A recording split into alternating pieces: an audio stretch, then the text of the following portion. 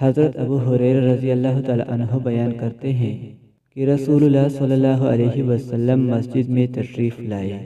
ایک اور صاحب بھی مسجد میں آئے اور نماز پڑھی۔ پھر رسول اللہ صلی اللہ علیہ وسلم کے پاس آئے اور سلام کیا۔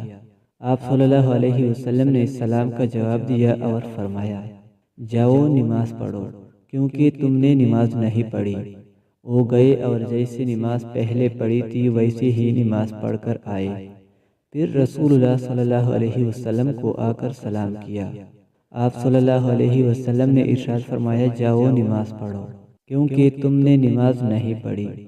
اس طرح 3 مرتبہ ہوا۔ ان صاحب نے عرض کیا، اس ذات کی قسم جس نے آپ صلی اللہ علیہ وسلم کو حق کے ساتھ بھیجا ہے، میں اس سے اچھی نماز نہیں پڑھ سکتا، آپ مجھے نماز سکھا دیجئے۔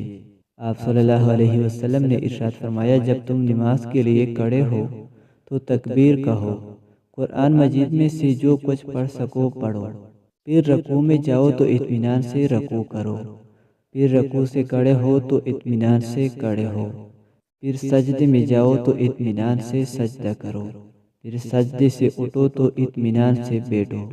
یہ سب کام اپنی پوری نماز میں کرو۔